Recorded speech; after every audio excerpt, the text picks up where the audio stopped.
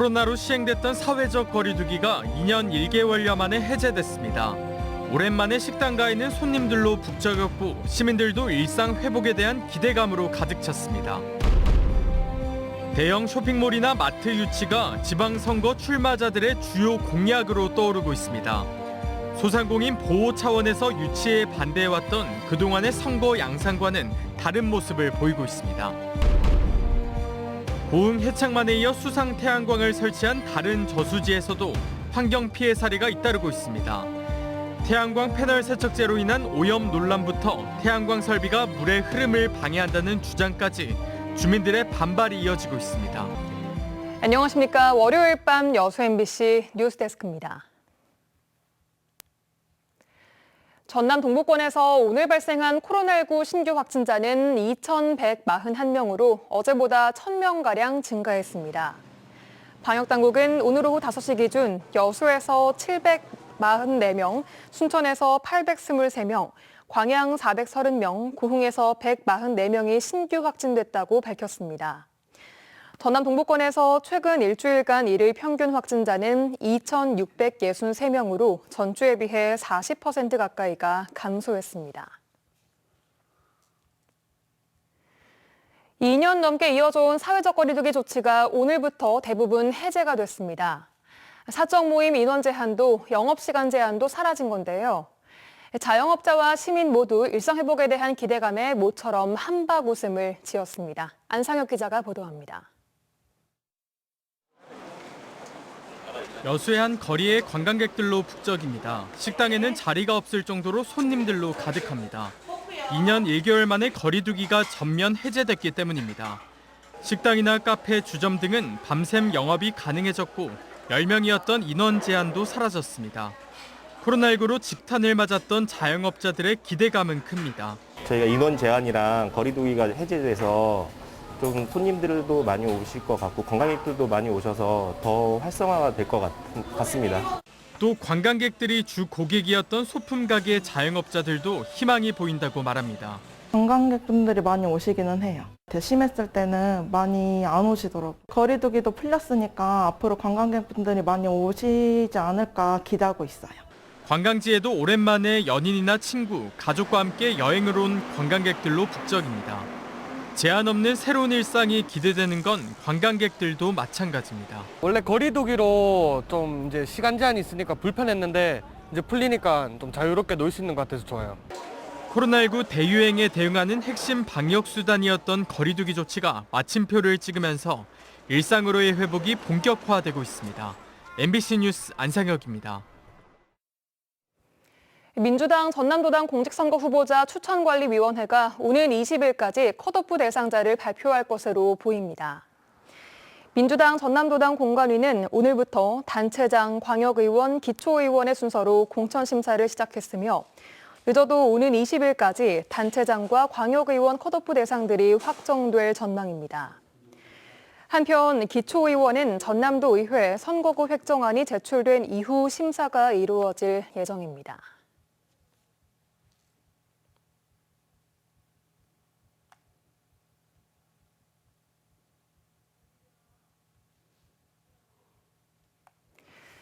네, 지역의 대형 쇼핑몰이나 대형마트 입점이 추진될 때마다 강한 반발과 함께 논란이 반복됐는데요. 이번 지방선거에서는 주요 후보들이 직접 대규모 쇼핑시설 유치를 공약으로 내거는 등 과거와는 확연하게 달라진 모습을 보이고 있습니다. 문형철 기자입니다. 윤석열 당선인의 광주 지역 공약 중 하나였던 복합 쇼핑몰. 지난 주말 대통령직 인수위원회 위원들이 광주를 방문해 의견을 청취하는 등 조금씩 구체화되는 분위기입니다. 지방선거 국면으로 접어든 이후에는 민주당 후보들도 쇼핑몰의 필요성을 강조하고 있습니다. 이용섭 광주시장은 지난해부터 복합 쇼핑몰 유치를 논의했다며 민선 8기 직후부터 본격적으로 추진될 계획이라고 밝혔고 강기정 전 청와대 정무수석 역시 광주가 삶의 모델 도시로 나아가야 한다며 복합 쇼핑몰과 브랜드 상점 등의 유치를 공약으로 내세웠습니다. 비단 광주뿐만이 아닙니다. 순천시장에 도전하는 장만채 전 교육감은 면세점 형태의 복합 쇼핑몰을 유치하는 데 사활을 걸겠다고 밝혔고 재선을 노리는 권오봉 여수시장도 여천 역세권에 대형 쇼핑몰을 유치하겠다는 공약을 내놨습니다. 과거 소상공인과 시민단체, 일부 정치권의 거센 반발을 불러왔던 대규모 쇼핑시설을 직접 유치하겠다고 나선 건 이번 지방선거에서의 새로운 변화 중 하나입니다.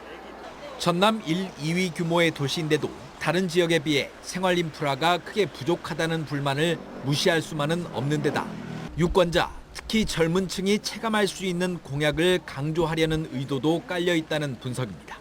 지방선거가 생활 밀착형 선거이다 보니 시민의 이익의 관점에서 본다면 충분히 지지를 받을 수 있는 기반이 되기 때문에 복합 쇼핑몰과 같은 정책을 통해서 표출이 되고 있는 것이라고 봅니다. 대선에 이어 지방선거에서도 쇼핑몰 유치가 주요 화두로 떠오르면서 선거 과정에서 단순히 찬성이나 반대가 아닌 추진 방식과 실현 가능성, 소상공인 상생 방안 등을 둘러싼 다양한 논의가 이루어질 것으로 보입니다. MBC 뉴스 문형철입니다.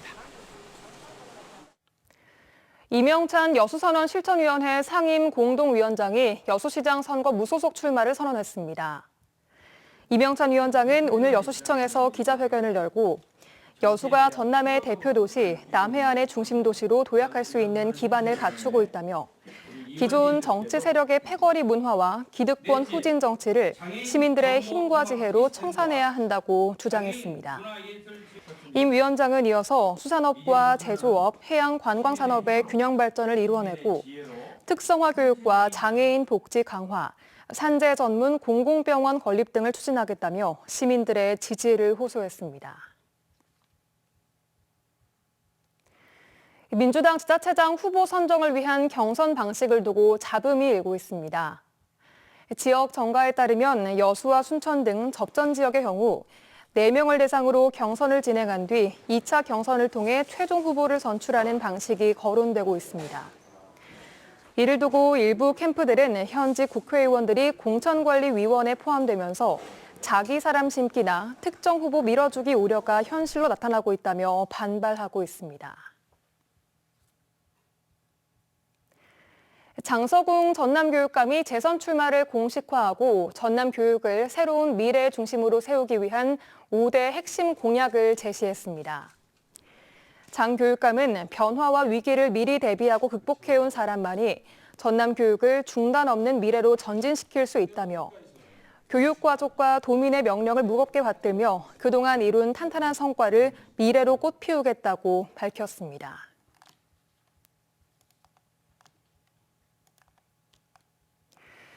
어류 폐사가 발생한 해창만의 주민들은 모호한 기준 속에서 우후죽순 생겨난 태양광 설비가 물의 흐름을 방해해 수질 오염을 가속화하고 있다고 주장하는데요. 해창만 사건 이후 다른 지역에서도 비슷한 피해를 호소하면서 수상 태양광을 둘러싼 환경 피해 논란은 더 커질 것으로 보입니다. 강서영 기자입니다. 95메가와트 수상 태양광 발전 설비가 설치되고 있는 고흥 해창만 일대. 태양광 패널을 고정하기 위한 콘크리트 앵커가 줄지어 섰습니다. 현행법상 앵커를 설치하려면 안전과 유속을 위해 3m 수심이 확보돼야 하는데 주민들이 실제 측정한 수심은 1m도 채 되지 않습니다. 해창만이 담수호라는 이유로 고흥군이 설치 기준을 완화해줬기 때문입니다.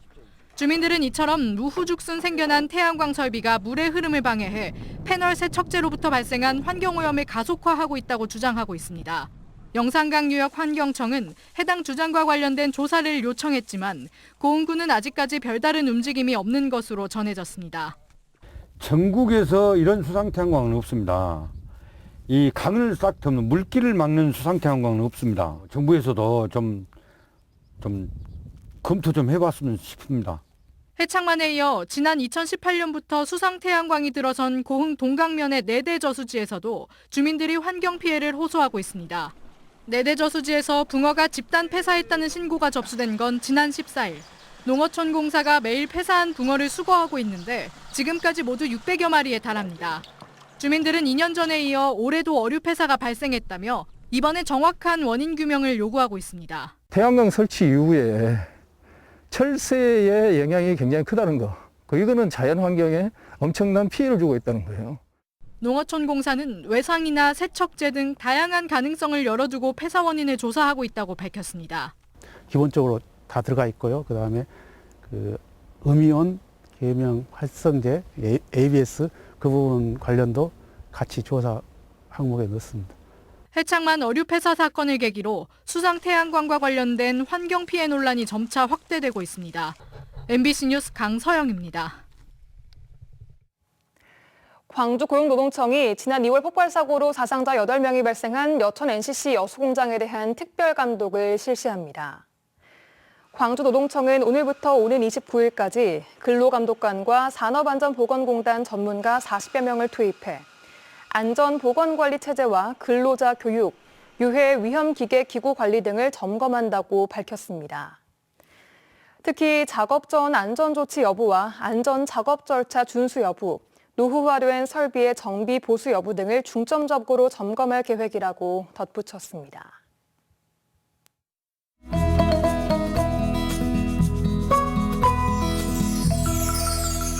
여수 MBC AI 내일의 날씨입니다. 오늘 전남 동부권은 대체로 구름이 많은 날씨를 보였습니다. 낮 기온도 24도까지 올라 포근했는데요. 전남 동부 지역을 중심으로 건조주의보가 내려졌습니다. 내일 전남 동부 지역은 대체로 맑은 날씨를 보이겠습니다. 내일 낮 기온은 오늘보다 1도가량 높겠습니다. 여수 12에서 21도, 순천 12에서 25도, 광양 12에서 26도, 고흥구에서 24도를 보이겠습니다. 내일 광주는 10에서 25도, 목포는 11에서 20도를 보이겠습니다. 내일 남해서부 해상은 대체로 맑겠습니다. 파도는 남해서부 앞바다에서 0.5m, 먼바다에서 0.5에서 1m로 일겠습니다. 당분간 맑은 날씨가 이어지겠고 낮 기온은 24도 안팎으로 다소 덥겠습니다. 주말에는 기온이 더 오르겠습니다. 지금까지 AI 날씨였습니다. 산속에 텐트를 설치하고 수천만 원대 도박판을 벌여온 일당이 무더기로 경찰에 검거됐습니다. 야심한 밤 은밀하게 장소를 옮겨가며 경찰의 추격을 피해왔습니다. 양현승 기자입니다. 산속 비닐하우스에서 도박판이 벌어졌습니다.